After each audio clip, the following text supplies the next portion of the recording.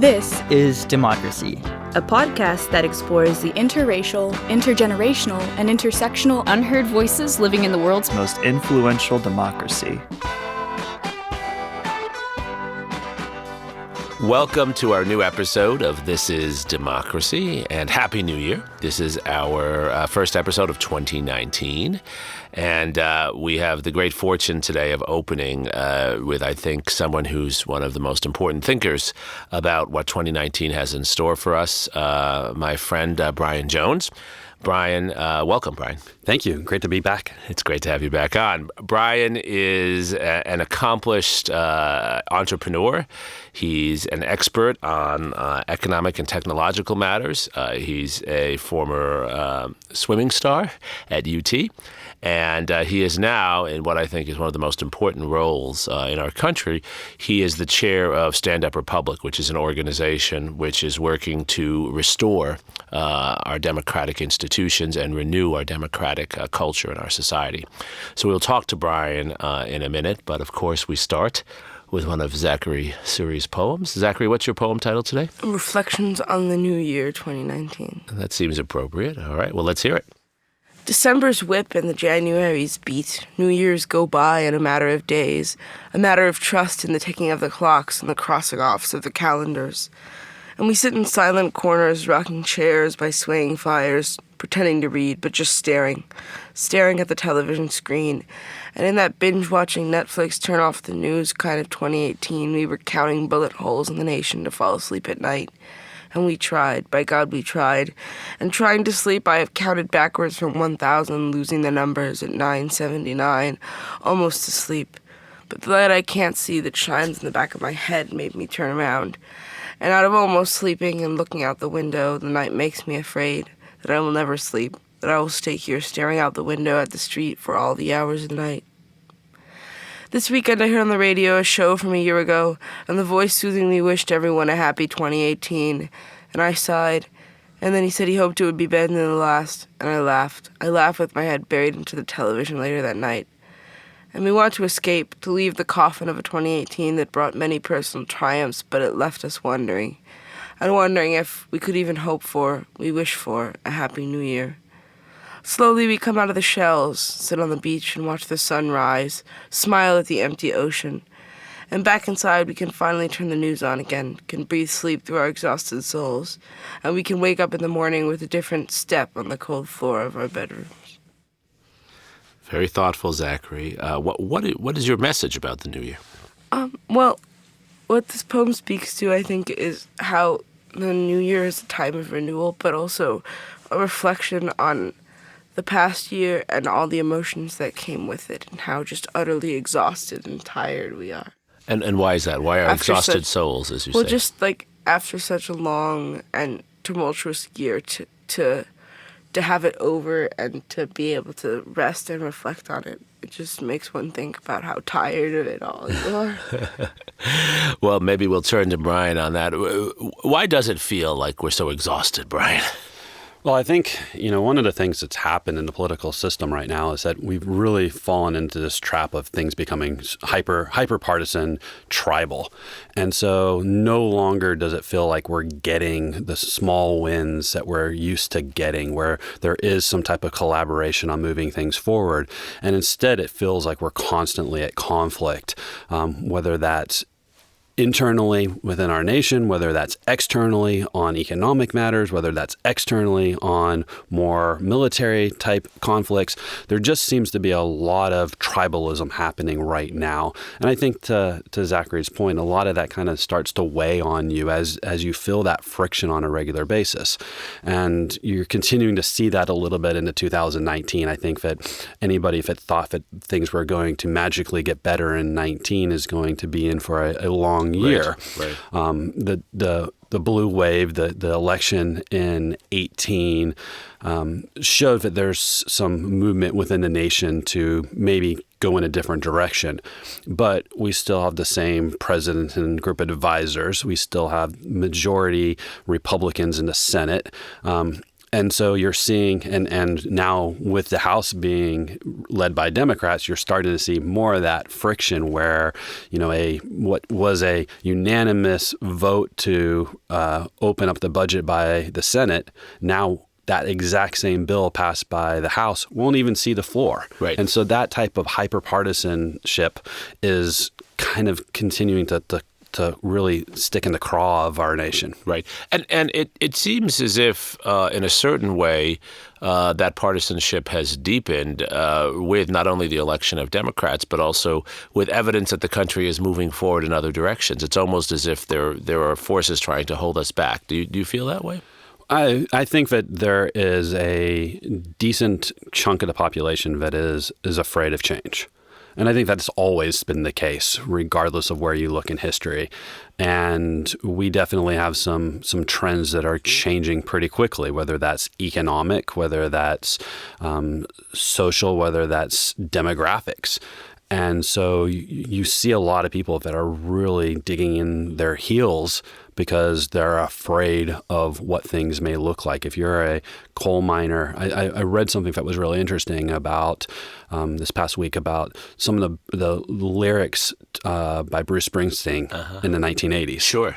And you read the lyrics, and they're so apropos to today. Absolutely. And it's the mills closing, and that the town's whitewashed, and that their downtown is closing, and those jobs are gone. They're never coming back. Right. And that's where we're at again now. Right. And it's energy, it's the blue collar jobs that are changing, and they're changing in location, they're changing in skill sets, they're changing in education required, they're changing in just direction, where coal energy versus green energy is not the way to the future. And that's, if that's all you've ever known and that's what your town's depended on, it's going to be scary. Sure.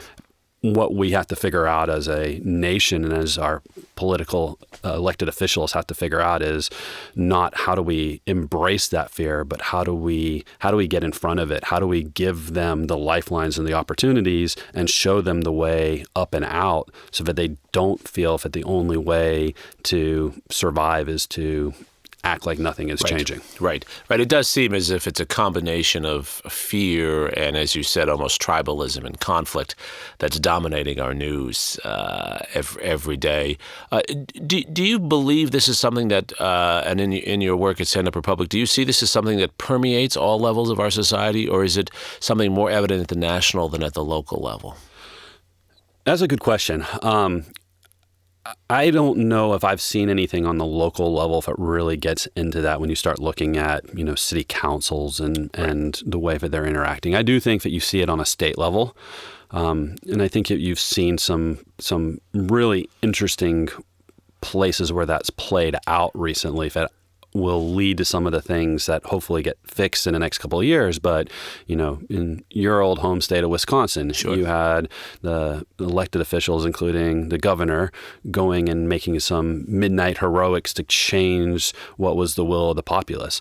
In Michigan, you had a very similar situation, but the governor vetoed those changes. Right. These were efforts to change the power of the governor after the Republican Party lost the governor's seat. And in Michigan, to almost override a referendum on the state ballot. Right. And so you have these massive power plays that are very much tribalism in nature, where people have spoken. And I think that's the thing that I think gives me the most hope is I think, and the polling that I've seen is that 70 to 80% of the population is probably more aligned than what the politicals think that they are. Right. And everything from little things like universal background checks on gun control, I think, is 97% now that the U.S. population approves that. Wow.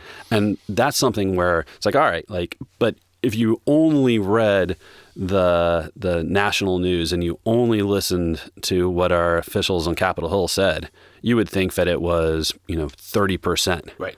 And that there is this huge rift. And I think that on a lot of these issues that people do in fact want to come together and are more aligned than what you would read. Right. Which is why I asked that question. I mean, it does seem to me sometimes, Bryan, that, and I think this shows up in the polling, that people are more divided on the party and the leader whether they like the president or don't like the president, whether they like a governor or don't like a governor, than they are on the issues when you drill down.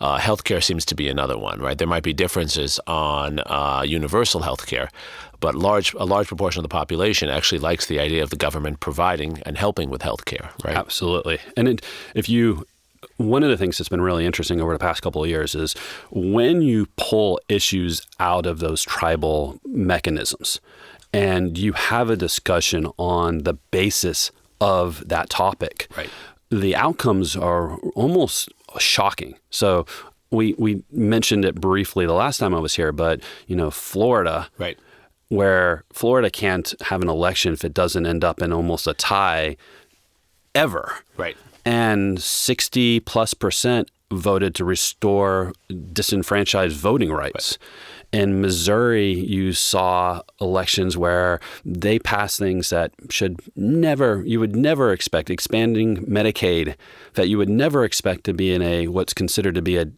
pretty red state. Right. And but when you pull it out and you say, okay, well, listen, what's really happening here? Forget the R, forget the D, forget who the spokespeople and their personalities are, but let's talk about this issue. Does it make sense to whatever the issue is? I think people all of a sudden put down that guard, that tribalism, right. and go, okay, well, let me think, because we've gotten to the point where that identity politics plays such a big part of things. And as a plank of a party, this is what we're against. Right. Okay, well, without being a well-informed, I've got a bunch of time to dive into this issue, I'm going to rely on my proxy. My proxy is my party. My party says this. And what people don't realize is that a lot of times those planks and those people may not necessarily be looking at it as a way to pull everybody together, but maybe looking at it as a way to make it divisive and to make it easier to fundraise and continue to be out there in front, and because it's earned media. Right. So the representative figure is not actually representing the policy interests of the public. Right.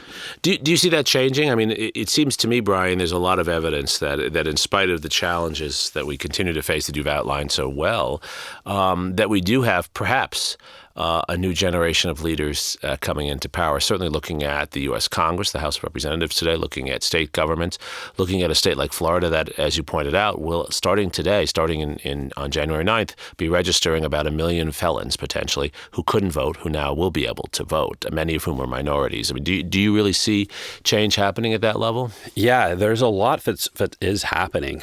If you look at, to your point, the class of elected officials that just joined Capitol Hill.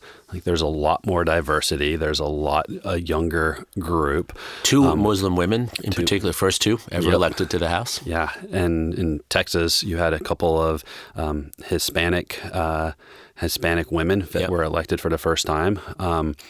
And so there's things that are definitely changing. Now, I think that you still have to be cognizant of the fact that, just because there's new faces doesn't mean that things change, right? Like, I don't see 2019 being a massive shift in the way that everything occurs.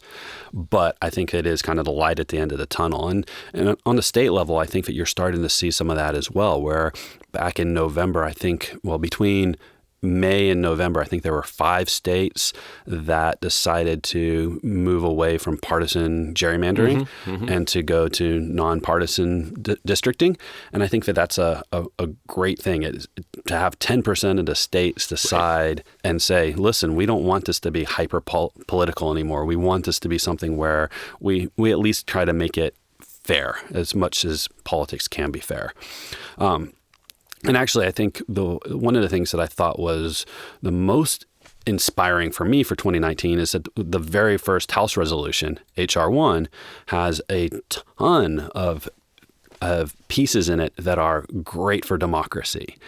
Everything from strengthening the electoral, so guaranteed vote by mail, being able to have a federal holiday for elections, looking at gerrymandering, looking at campaign donations, trying to get rid of and address some of the dark money in PACs and super PACs and C4s, to also requiring, ethics training and things that you would think would be non-controversial. And I'm going to be really interested to see how that plays out because for the most part, again, taking off your political hyper-partisan tribal hat, there are things that we should be able to agree upon where the more people that vote, that's a good thing. The easier it is for people to get valid IDs, the better that is. The ability for people not to have to miss work and get penalized and wait 2.5 hours in line to vote. Sure.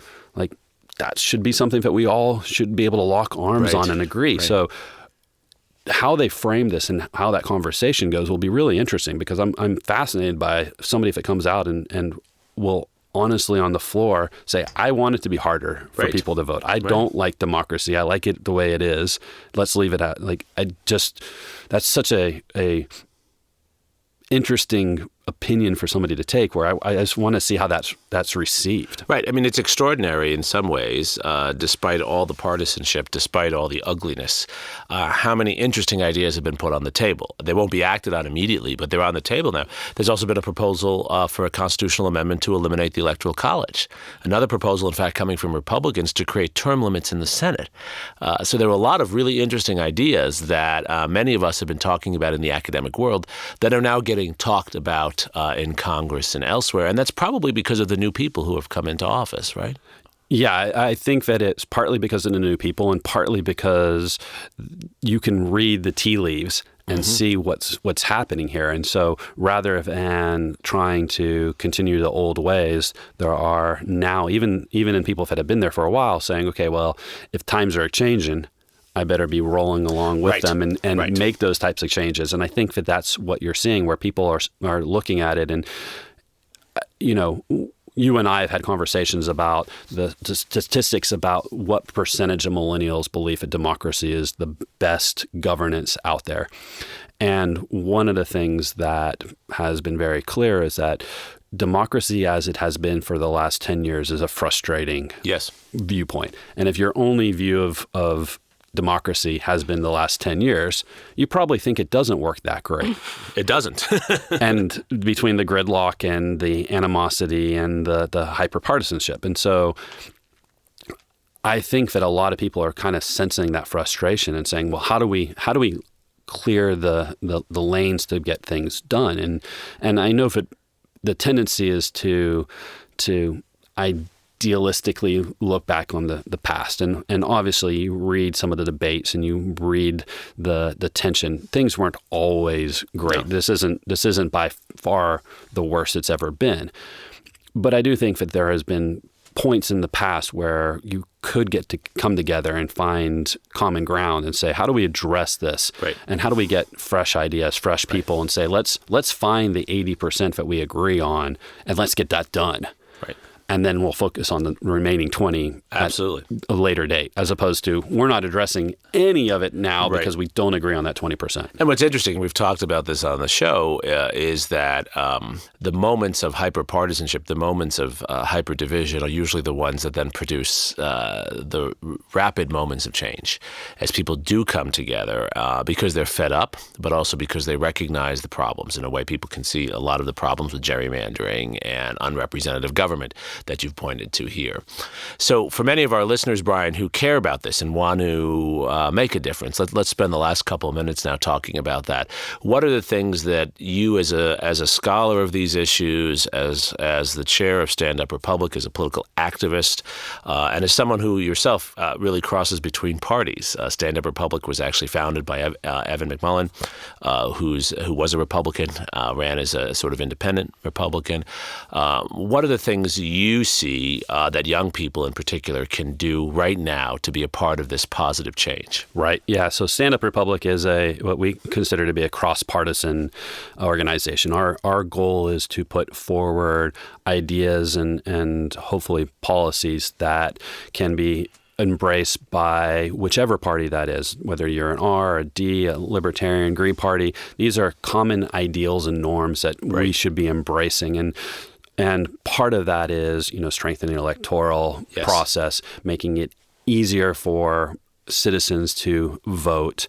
Part of it is protecting the Constitution, so freedom of speech, and we're seeing that play out today, where we have a primetime speech happening this evening by our president, and watching the press figure out how to address that is a really interesting challenge. And our press need our support. When you have tweets coming out that the press is the enemy of the people, which is propaganda typically used by authoritarian leaders, somebody needs to step up and be able to say, hey, listen, that's not how we talk about the press here.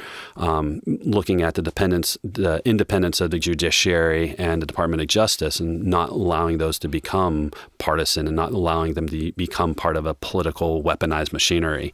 So those are some of the things that we're looking at within Stand Up Republic that I think are really important as we look for the next 2 to 20 years out.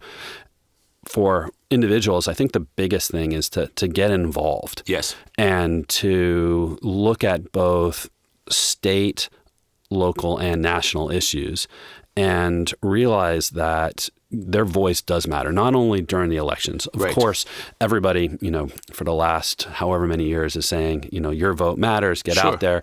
As we get to see more of these races become tighter, as gerrymandering goes away, you're going to see more races where it really is important to show up and vote, and hopefully people embrace that.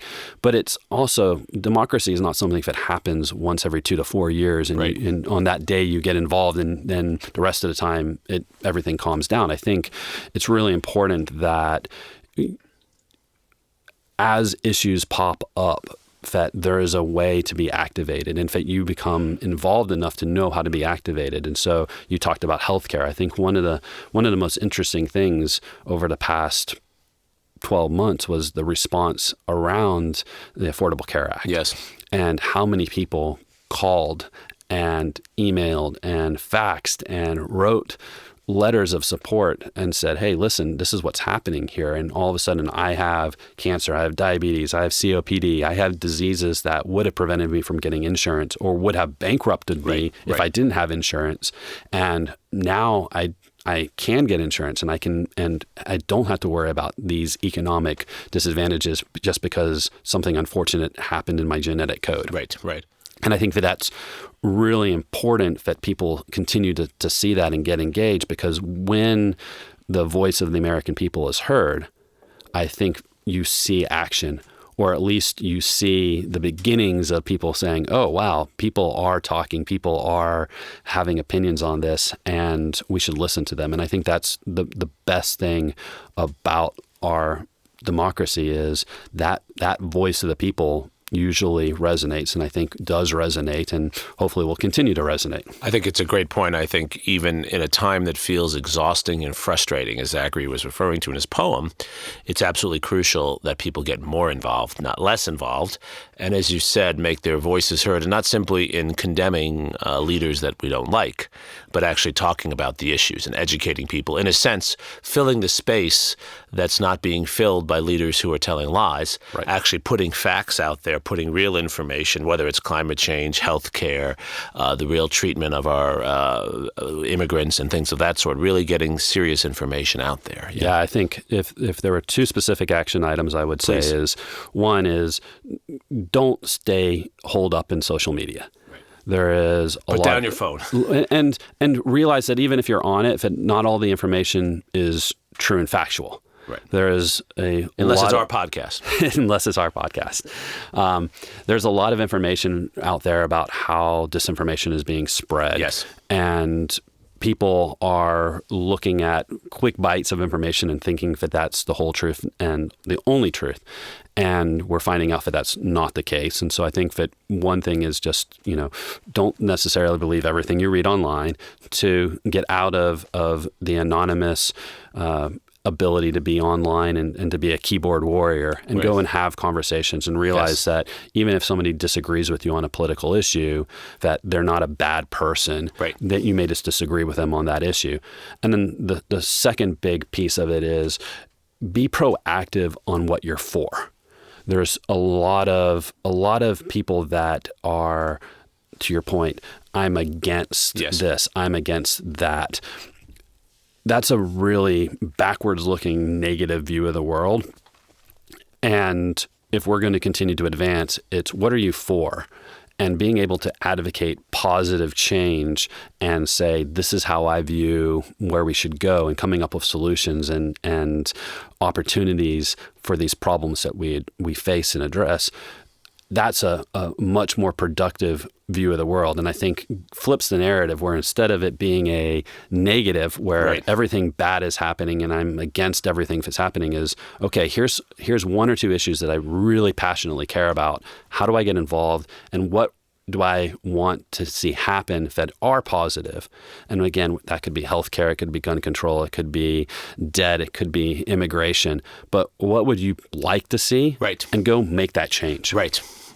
Zachary, does this resonate with you? Is it possible, in spite of all the exhaustion and complication, is it possible among your friends and other young people to have a positive conversation about our politics and to see positive ways forward? I think it really is possible, and I think it just requires leaving that sort of partisan sphere on the part of both those who are involved, but also those who are in power. And I think it also shows us how important it is to work on these issues today, because I think part of the reason we're in such a partisan time today is because the seeds of this moment were planted 20 years ago, and that it shows us that it's really important today to be active about protecting our democracy and making sure that issues we care about are heard about. Right. Well, I think that's a perfect spot for us to close today. I think Bryan and Zachary have both highlighted the realistic challenges we face. As we're recording this podcast, part of the U.S. government is shut down. Right now, people are dealing with a government that doesn't seem to work at many levels. But at the same time, there's all this new energy, all these new individuals in our politics, and so many good ideas out there. And if anything, 2019 is going to be a year when the opportunities for activism and the opportunities to speak out for what we believe and pursue what we care about, I think, should be greater than they've been in a long time. Out of difficulty comes great opportunity. And I think Bryan and Zachary have given us a good hold on understanding that. So thank you for joining us today, Bryan. Absolutely. Thank you for inviting me back. It's great to have you on. And Zachary, thank you for your poem. Please continue to listen to This is Democracy. We are your source on democratic activism and political thinking, not partisan thinking, but historical thinking that helps to renew our democracy. And we will be with you every week this year. Thank you very much, and see you soon.